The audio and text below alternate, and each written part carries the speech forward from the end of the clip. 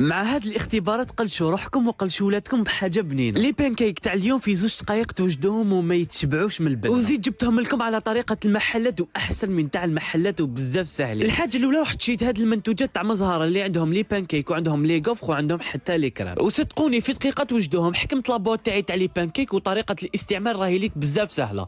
نحكموا لابودر تاعنا ريحتها بزاف هايله، نضيف لها 70 مليلتر تاع الماء ونزيد لها هنايا 2 حبات تاع البيض ونخلطوا لمده دقيقه.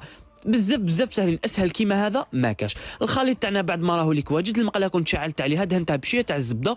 هنا كانت هذه هي اول بانكيك جربتها.